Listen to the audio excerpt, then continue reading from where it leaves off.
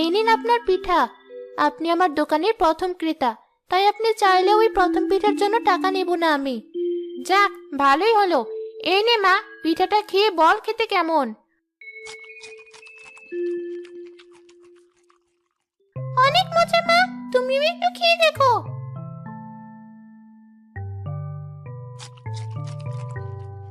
তাই তো দেখছি, ওই পুরাতন পিঠাওয়ালি পিঠাও এত মজা হয় না। আপনাদের ভালো লেগেছে জেনে খুশি হলাম। মা, আমি আরেকটা পিঠা খাবো। ঠিক আছে, আমার মেয়ে আর আমাকে আরো দুটো পিঠা দাও, সাথে ওই পিঠাটাও দাও আমাকে, খেয়ে দেখি কেমন। এই নিন।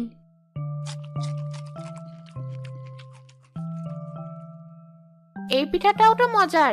তোমার বানানো সবগুলো পিঠাই দেখছি খেতে অনেক মজার। ওরা দুজন কত মজা করে পিঠা খাচ্ছে। ওই বাচ্চা মেয়েটাকে আসলে ভালো পিঠা বানায়।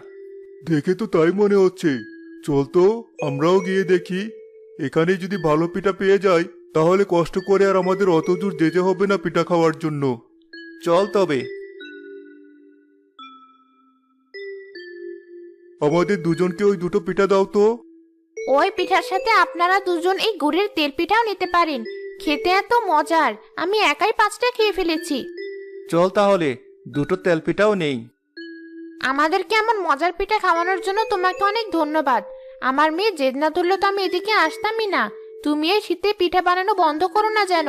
আমরা আবার আসবো তোমার পিঠা খাওয়ার জন্য। জি, আমরা আছি। আপনার যখন পিঠা খেতে ইচ্ছে হয় আপনি চলে আসবেন।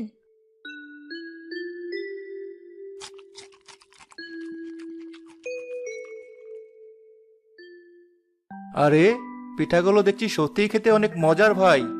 এটুকু মেয়ে এত ভালো পিঠা বানায়? হ্যাঁ, আমারও খুব ভালো লেগেছে।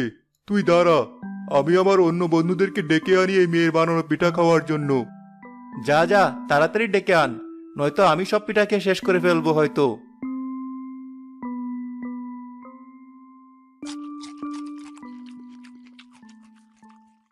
মিষ্টির পিঠার দোকানে একে একে মানুষের ভিড় বাড়তে থাকলো।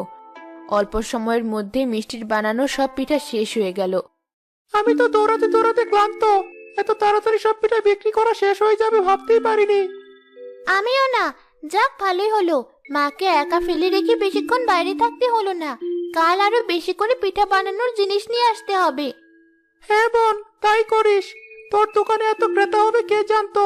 এখন তো মনে হচ্ছে তোকে সাহায্য করার জন্য আরো লোক লাগবে।